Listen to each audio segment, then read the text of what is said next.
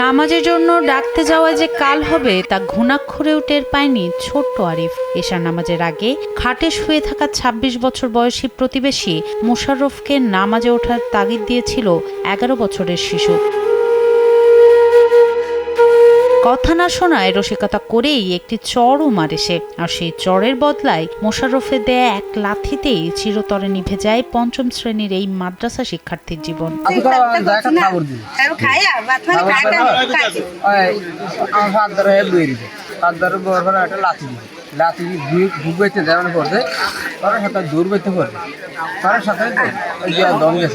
দেশের মানুষকে প্রতিদিন সুরক্ষিত রাখার প্রত্যয় নিয়ে সেফটি কেবলস সহ এলো সেফ সিলিং ফ্যান।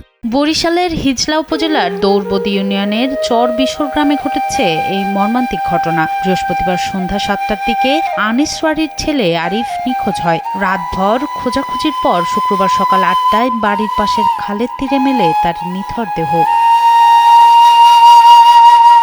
মূলত আতঙ্কিত মোশাররফ ঘটনাটি ধামাচাপা দিতে রাতের অন্ধকারের সুযোগে আরিফের মরদেহ বিবস্ত্র অবস্থায় পার্শ্ববর্তী খালে ফেলে দেন। সন্দেহের বশে স্বজন ও স্থানীয়রা মোশাররফকে ধরে জিজ্ঞাসাবাদ করতে বেরিয়ে আসে নির্মমে হত্যার স্বীকারোক্তি। পরে দুপুর ১২টার দিকে খালপাড় থেকে শিশুটির উলঙ্গ লাশ উদ্ধার করে ময়নাতদন্তের জন্য মর্গে পাঠায় হিজলা থানা পুলিশ। হিজলা থানার ভারপ্রাপ্ত কর্মকর্তা আদিল হোসেন জানান, অভিযুক্ত মোশাররফকে আটক করা হয়েছে, তবে সামান্য এক চড়ের কারণে মৃত্যু নাকি এর পেছনে লুকিয়ে আছে অন্য কোনো রহস্য, তা গভীরভাবে তদন্ত করে দেখছে পুলিশ।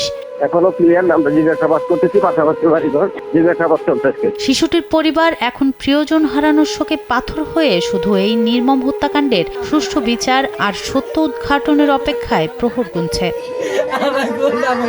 সনম সিদ্দিকী, কালবেলা।